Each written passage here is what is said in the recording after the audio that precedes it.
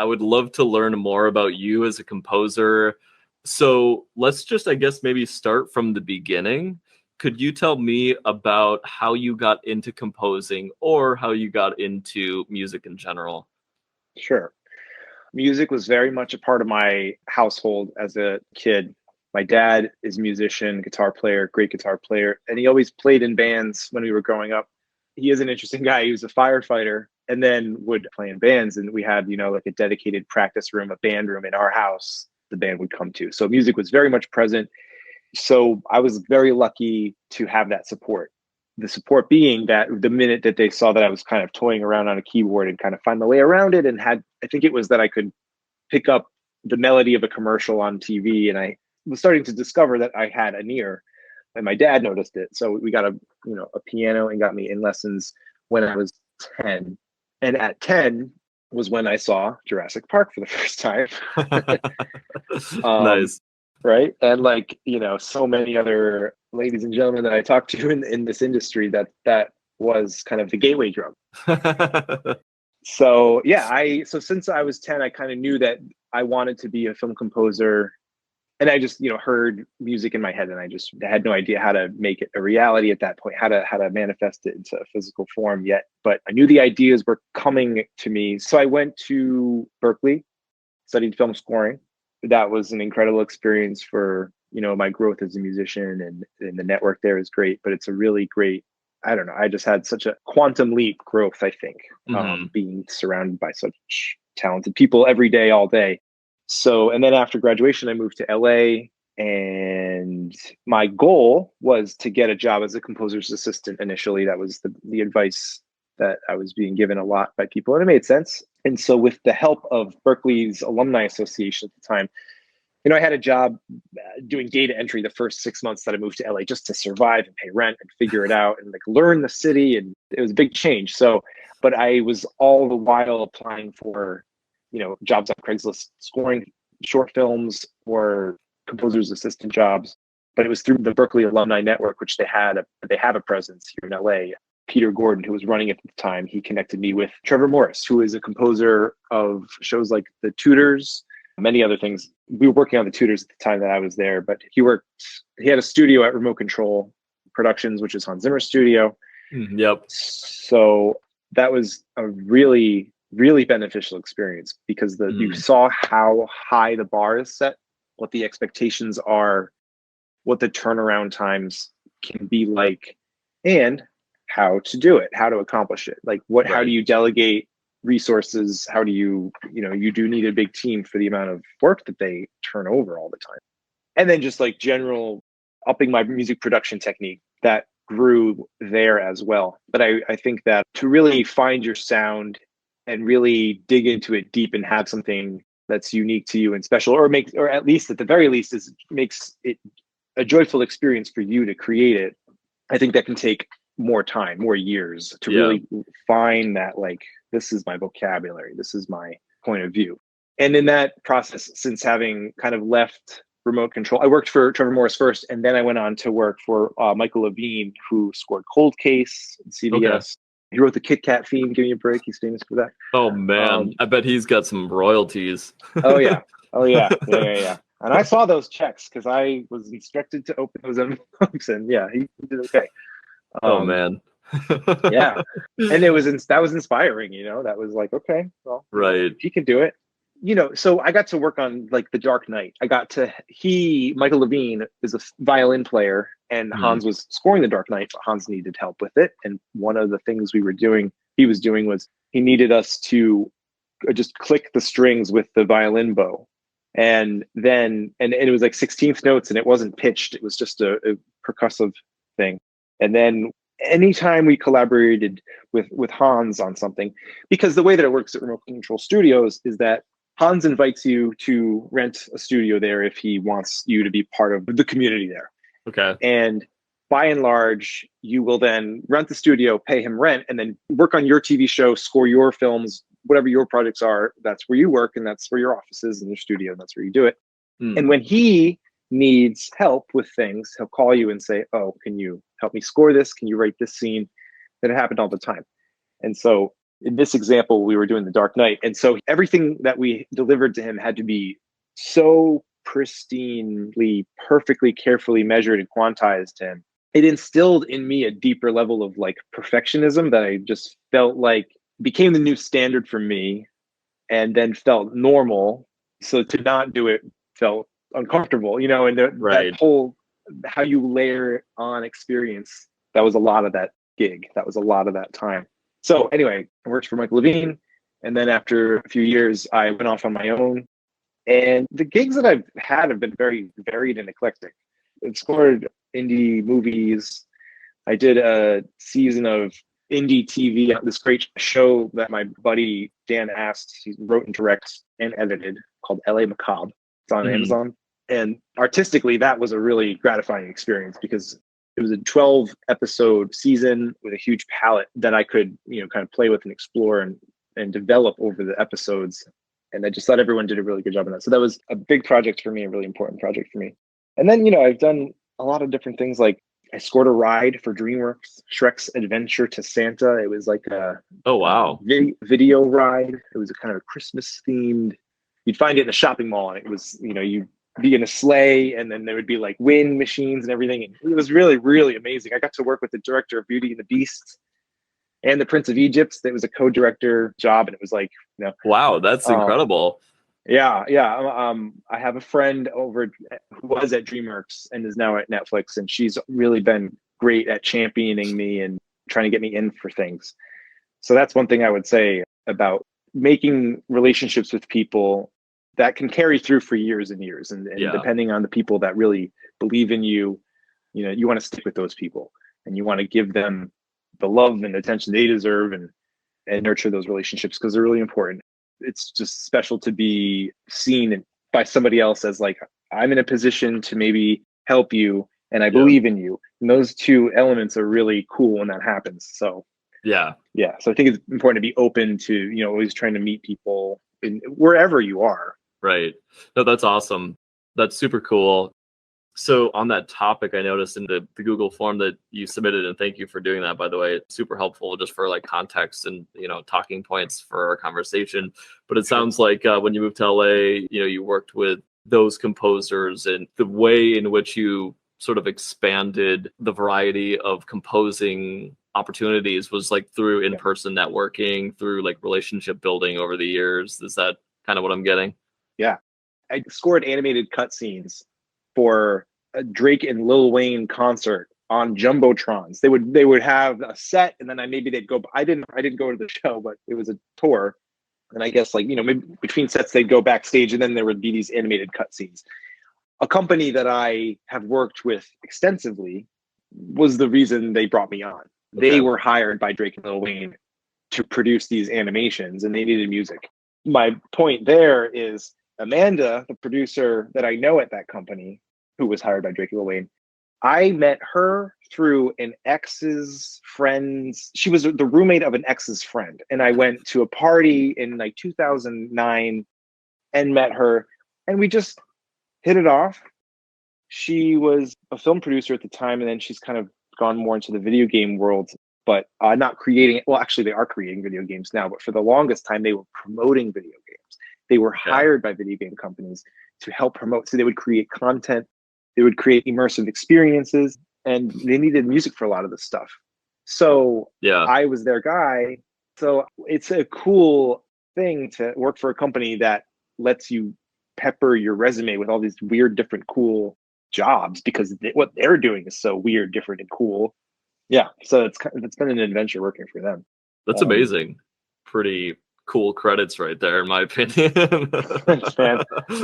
Love to know about what, in your opinion, makes you like stand out from maybe some of the other composers, musicians out there. I'm just curious to know like what makes you unique and kind of maybe have a little differentiation from everybody else.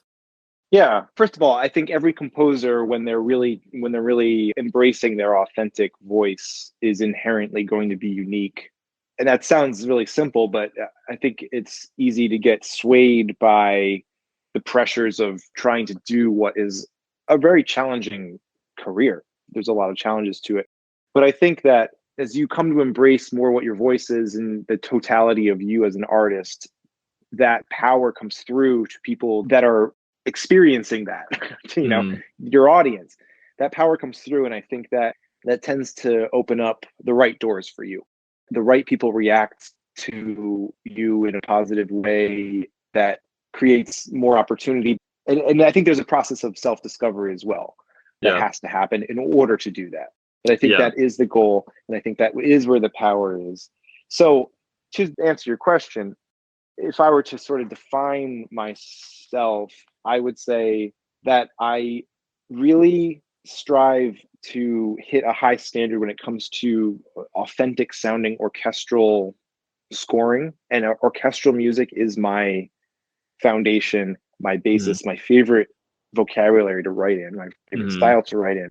And like so many composers, I intuit colors and textures in music. And I think the orchestra has such a great palette to play with to create those colors and textures. But I want to take, this is where I feel like I'm unique or trying to be more unique, is that I'm trying to take that thinking a step further into synthesizers, into EDM style. Like I'm working on an EDM album right now as well. I'm working on a musical right now with a book writer in New York. But I think it's important to not have tunnel vision about what you're doing as a composer. mm, A recent mission statement for me was that I want to eradicate tunnel vision. And that's why, in addition to pursuing, pitching demos for TV shows and podcasts and all the other things that I'm doing in order to get the standard, normal type of work that we're all trying to get, the EDM album is more for like my own creative sanity to have a balance of learning a new style. mm. But separate from that, the musical and the video game stuff was a two-pronged approach to help publicize my work. Right. Because what I was saying to my friend who I want to be in this musical, we were talking, she's an actress, very talented. So often we're waiting for projects to come down the pike for us to score Yeah. so that we can work. But we, as film or as media composers, sometimes lock ourselves away from the notion that we'd create something from scratch. But I think that is your meal ticket. Like I think that if you're not finding work, so a musical made sense. Like I don't want to film a movie and then score it. I don't know how to film a movie, but I can write a song. So with the help of a book writer who can write a compelling, good story, because I feel like I would need help with that. That's not my bag. And these were just the things that interested me. They Mm, seemed like the lowest hanging fruit, maybe like the most obvious thing. Like I had pieces in that were already kind of coming into place for me to pursue these things. And I think that's what the key is. Output equals visibility. The more visible you are out there, people remember that you exist. right. And that is important. And that's sometimes all it takes for them to be like, ooh, I need to text Walt, see if he's free. I need some music. Yeah. And then I'll just say, like, really quick, my bread and butter, my how I pay my rent. I'm very lucky because a friend of mine from college works at a music library, a big one, that pays fees up front for tracks. And so Okay. there's a sort of a predictable, steady income based on how many tracks I write. And that has been crucial because I think it's important to have that foundation when you're freelance. If you don't have a lot of passive income happening already, Right. to have a steady like source of income and have it be music related. And for me, it's writing music. I feel really lucky to have that, but it allows you to sort of, you have one less problem to solve. Like, how Oh, am I going to pay rent? you got your needs covered and you're able to kind of like be more, creative and do Yeah, dabble in all these different projects. I totally get it. exactly. Exactly. Yeah, you're doing what you love, which is writing music, creating music, and that's all you could really ask for. Yeah. They have pretty deep pockets. So they like to, like, 3 times a year, hire a live orchestra that we get to write tracks and record the orchestra. We don't always do the full orchestra. Sometimes it's the strings section. Like we just did winds, strings, and harp for the first time. We did that at a place called Hollywood Scoring. It's in Glendale. Okay. And yeah, Cool. Adam, Noah are great over there. They really know what they're doing, and they're good guys. They're like our age. It's a new-ish studio, but Noah's the contractor, and he knows all the best players in town. They do remote sessions, Okay, interesting. I haven't had to touch the fees yet. I haven't been involved in the money stuff because it's been through this library. But if you were in a position where you did need a high quality sounding score, and there was the budget for it, I would recommend them. They're really great. Okay. So it's Okay. premiumbeat.com, Yeah, and yeah. they're a boutique version of Shutterstock. They're owned by Shutterstock. Right. Yeah. So Right. yeah.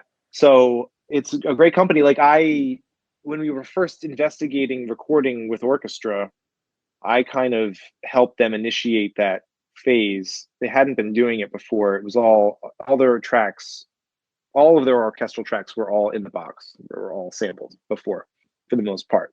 Got it. Got it. So then I was kind of helping them research and find a good orchestra to record. And I had been hearing a lot of good things about in Slovakia.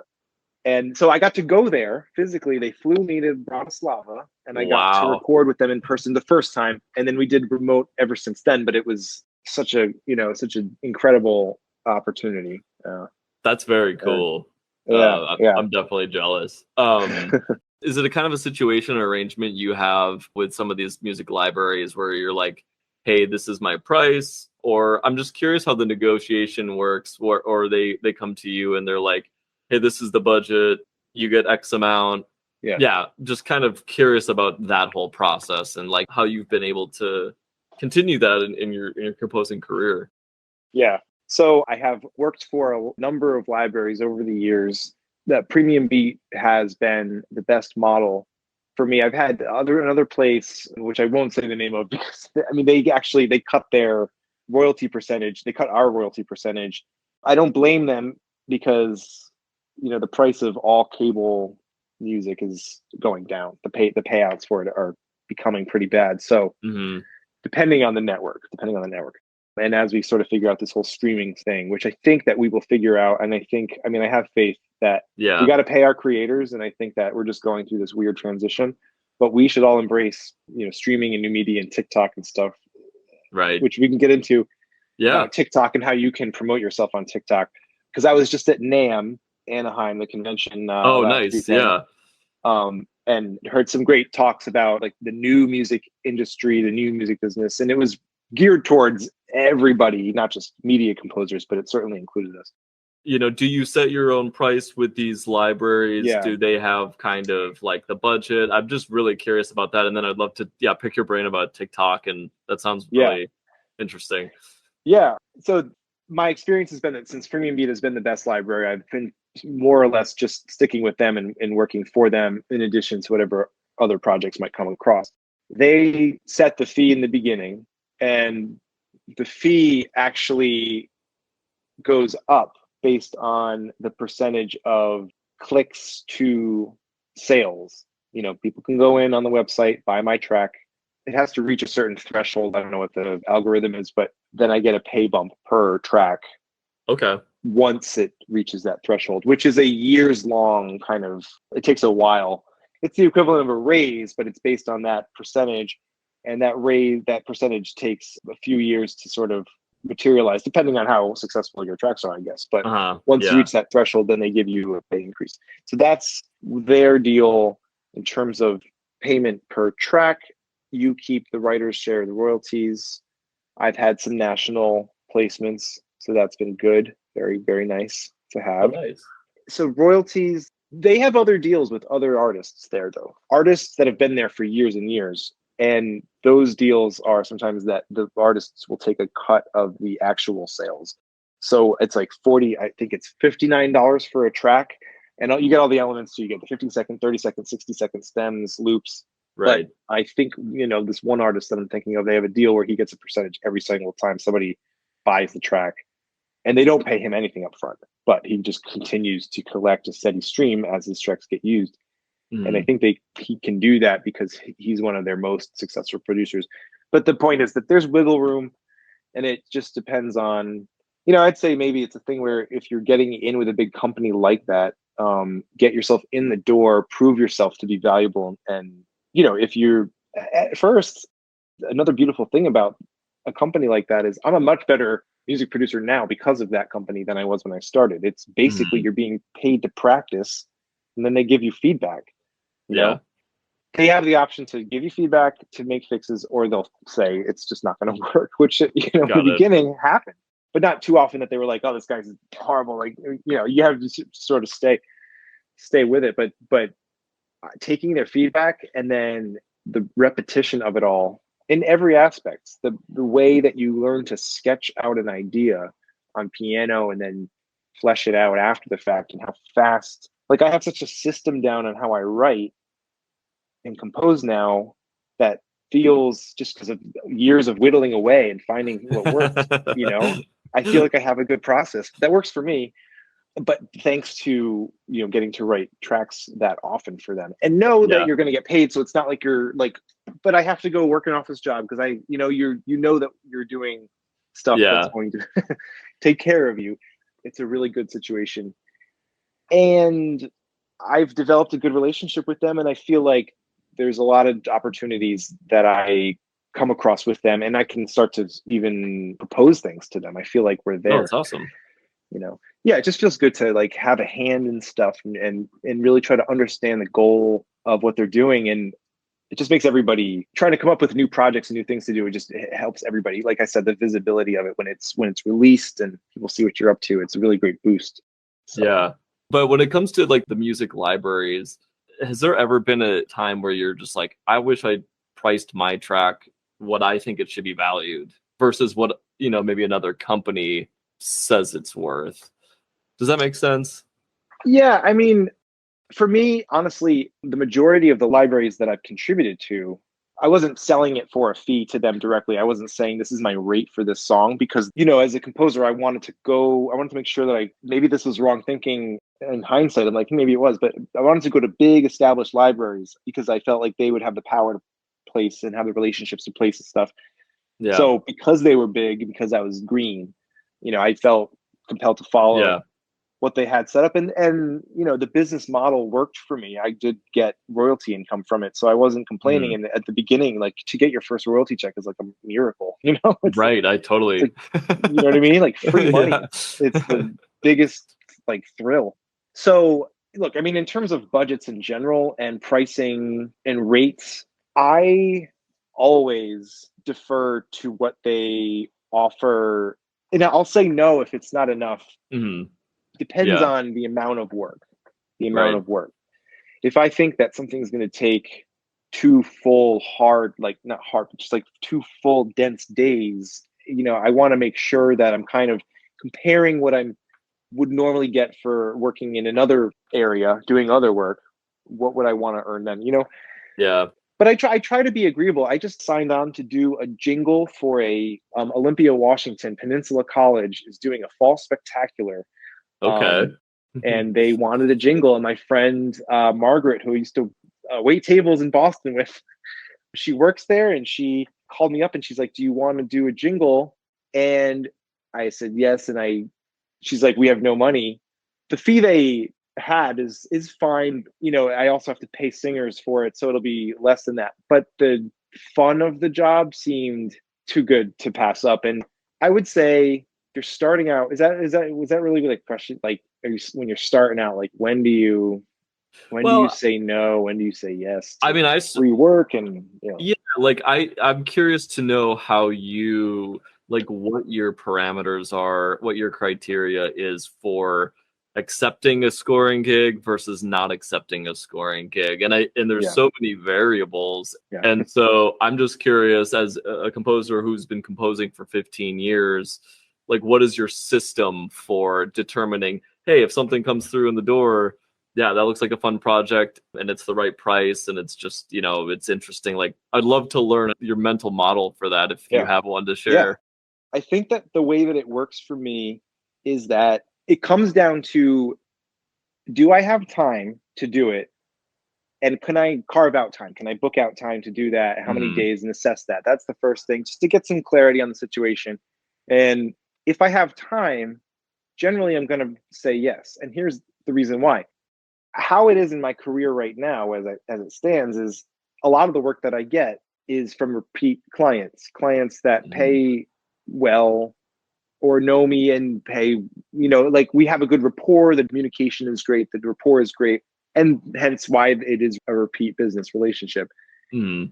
And I credit that to the like 15 years of being out here and just kind of meeting people and living here and finding that organically. That's kind of what I have striven to do. I mean, I've tried to promote myself too, but I just find that organic relationships feel better, pay better, work better, are more consistent. Right. And there's just it's a better investment in real people than in like, I think advertising and that stuff can be great, but nothing is as good as these relationships. So Mm. you have to live somewhere for 15 years and develop relationships so that everyone's calling you. So what I would say to somebody who is maybe newer to a scene and doesn't have that repeat business all the time, people say, when do you take paid work or when do you do it for free? Do free work, take on work as much as you can do while still being able to do whatever it is that you do to support yourself financially. Yeah. Take on as much as you can do so that your schedule is filled up. Balance it Mm. with family time, whatever you need. But make sure that you fill up as much as you can free time with composing work. And then you do free work until you're so busy that you can't accept any more work. So say yes a lot in the beginning. Once you are too busy, then you start to tell people, I cannot do this unless you pay me. And the reason is because I have all this work. You Right. want to get yourself busy enough that you are in demand, that you are practicing, that you are getting, that you are improving your value just by working. You're improving the value you bring by getting better, by practicing, by working. Yeah. The thing will fill up and then it'll be like, well, I have no choice. I have to charge people now. Right.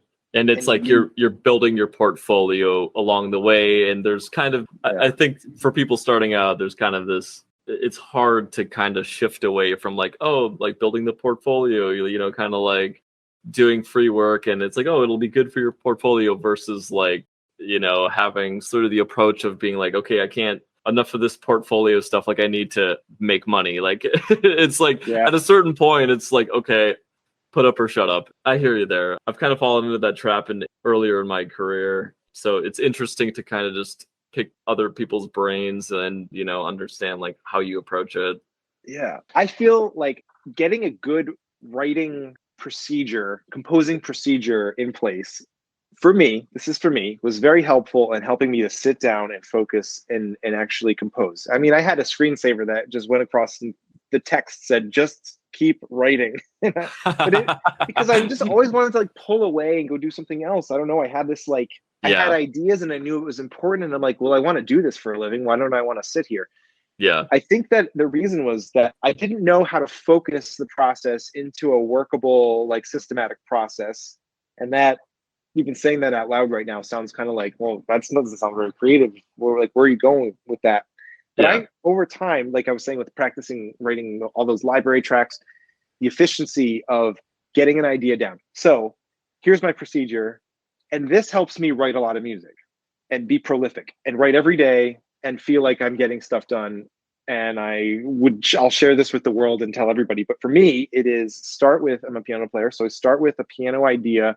Mm-hmm. Generally, I don't really play the piano actually until I get something bubbling.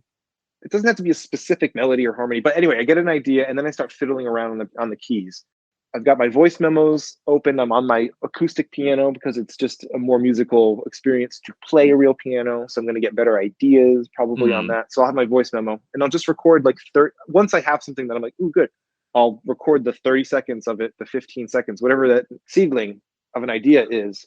And then I'll transfer it. Like I'll send the audio to Cubase. I work in Cubase.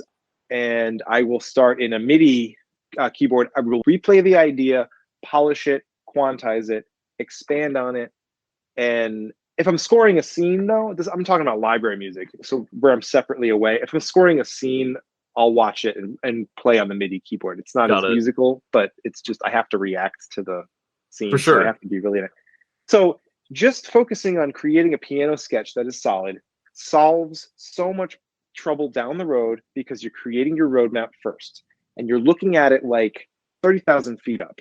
One of my greatest like mentors in college, I was writing a string quartet and he said, I was like, I don't know how to start. I don't know how to do this. And he said, take a piece of paper and sketch a shape of what you want the string quartet. If you could represent it visually, the left side of the page is the beginning and the right side is the end. Where does it go? How does it swirl around? What's the texture? So that was super helpful. And in the context of this, when you're only focusing on creating the piano sketch first, you can think about things like it's a broad strokes idea. You're just fiddling around. You can think about stuff like the shape and where does it grow? Where does it get quiet? Where does it, and these are just very general things to think about. Mm-hmm. It's good to stay general in the beginning because Mm-hmm. I think as something comes more and more into focus, you are committing more and more to choices, creative choices. Mm-hmm. So as you focus in on the ideas and the creative choices you're making, I think it's important to try to see the whole thing at the same time as you're doing it, so that like it's a question of composition, like make it so that it feels good all the way through. And it's a little bit of a weird thing to describe in words like this, but the process of playing out the parts in the piano sketch, that's what that process ends up feeling like. And then you can refine the piano sketch. Then you take a break, you go for a walk, and then you come home. The hard part's done. You've written it. Now you Yeah. just get to color in the pieces, and you can trial and error. You get better at orchestrating just by good samples. And the last part of this is that I get a first rough orchestration done, and I've removed all the MIDI piano has all been removed and replaced by actual orchestral instruments. Mm-hmm. I'll render an MP3, take a break, come back, listen to it, and I will, in my notes app, make a checklist of everything that bugs me about the mix and the composition. Everything that makes me feel like, oh, that sucks. And I'm just completely harsh. I'm not like mean, but I'm thorough. I'm very Yeah. much like, oh, that bass drum could be a dB. Just whatever feels wrong, write it down. And that's the best part. You have a checklist of things to do. And when you finish that checklist, you render another version, go take a break, and come back, and your track is going to be much improved. But you might still, now that you've taken another ear break, you might still now notice another thing or two.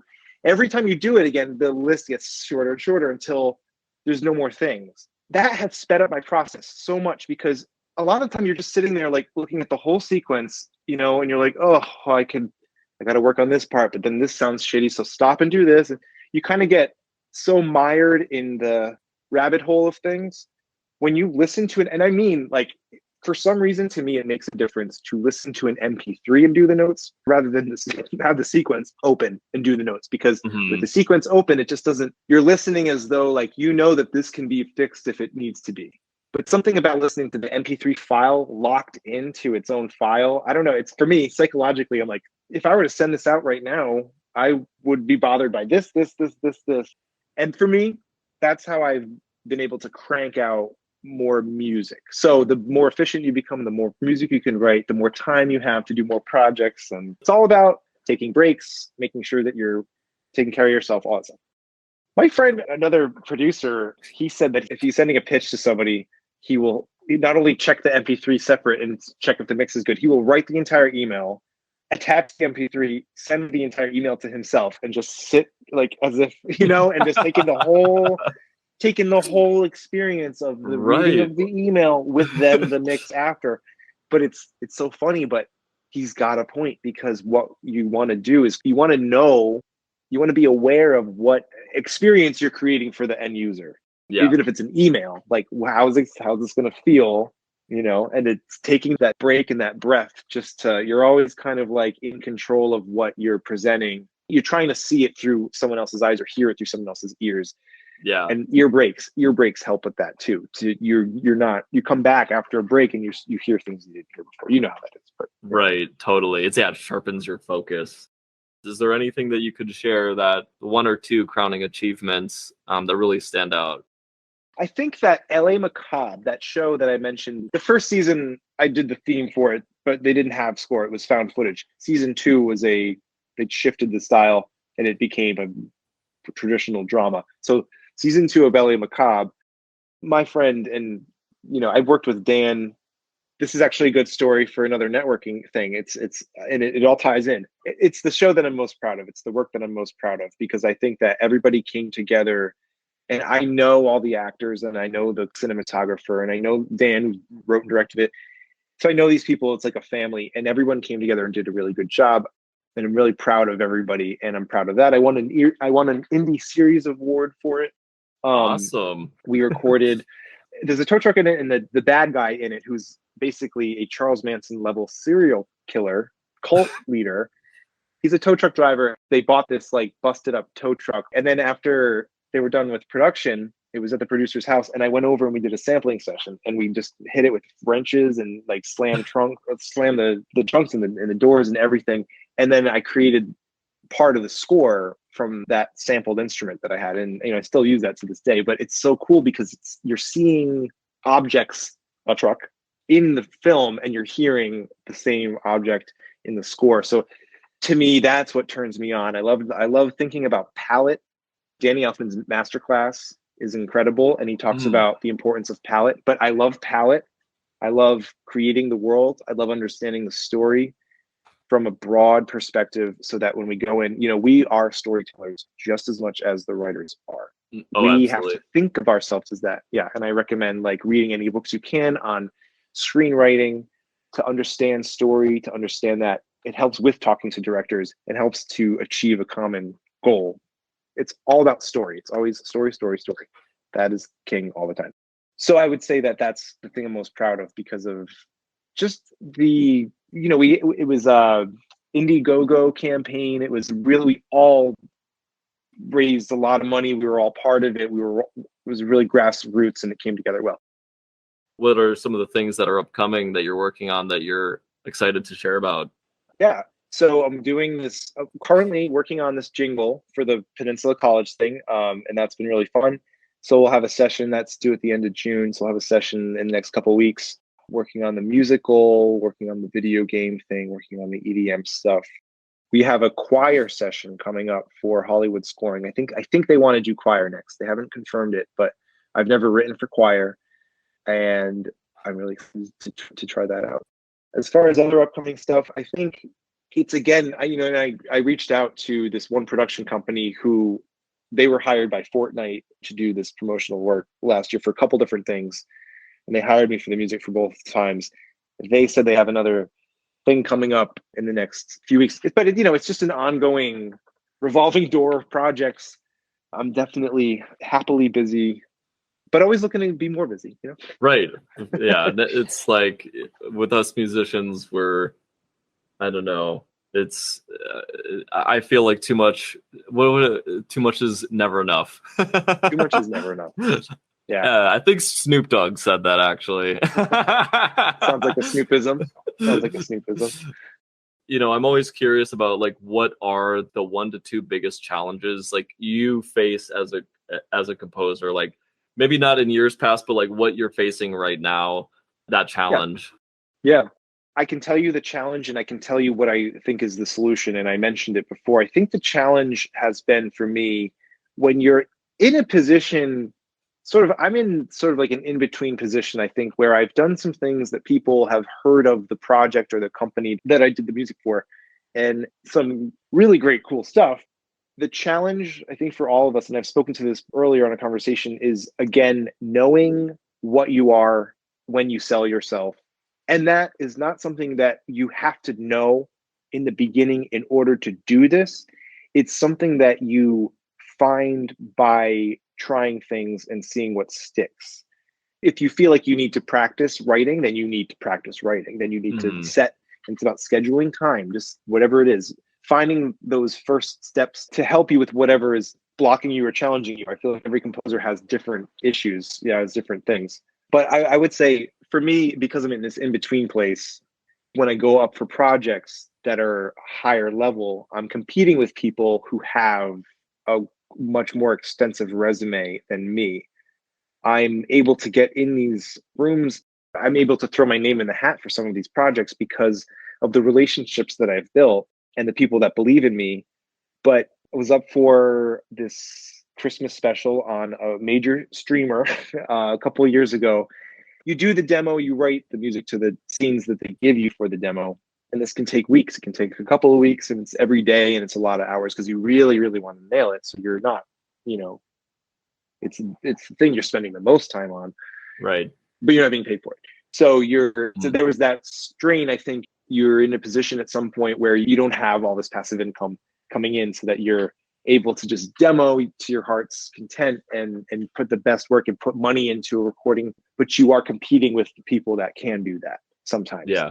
And in this case, it was a gig where they liked what I did, but they went with Bleeding Fingers, which is Hans Zimmer's library company, Mm. which was interesting because they went out to different specific composers, and then I guess they also went to Hans, and the executive producer has a relationship with Hans, and probably, we assume, told the director, you got to go with him, he's reliable. But the thing is, they have all these resources. They have music supervisors, they have music editors, they have all these things. They have a built-in studio, and they have contractors, all part of that team. And so I think that the solution to that is to think more like a businessman or Yeah. businesswoman, to think more about building a team, to plant the seeds for that. What would it take? But the name recognition of Hans Zimmer was impossible to beat, and I get it, and I support it, and you know what, they killed it. They did a great job. They did an amazing Mm. job. Yeah. But my version of that is like, well, I'm not Hans Zimmer. I don't have his name, but I can go and write a musical. I don't have to wait for anybody to tell me to do that. And maybe if that gets some success and people think that's cool, like I'm gonna try to make it feel like what I am about. So if they like that, then maybe they'll Yeah. check out my film scoring reel and be like, oh, he writes film scoring. Just I'm thinking, Yeah. you think that just as long as you're doing stuff, that's good. Make sure it's something that you really want to do, and it's something that you feel like it's fun to do. Right. That's what people will know you for, react to you for. That's what people will say, that makes sense for him. That's his voice. And it's helpful to have that clarity about that. And if I'm connecting the dots like correctly, I mean, please correct me if I'm wrong, but knowing that, having that sort of like confidence in your abilities, knowing what kind of helps you stick out amongst the crowd, that's your selling point. That's like sort of like your marketing as like a business person, but ultimately that's to get more paying gigs in the door, more opportunities, more leads, so that you can get paid for your work. Am I summarizing that, or am I connecting the dots correctly? Yeah. Yeah. I think your goal as a composer is to make a living, obviously, but to do it by embracing the things that you really feel inspired by, I Mm. think does and will speed up the process, Yeah. as opposed to being very maybe like stubborn minded about thinking like, well, people told me this, I had to go this route. I had to be a composer's assistant. Can't just Hmm. move to LA and figure it. Well, you have to move to LA. Well, no, you don't. you know Yeah.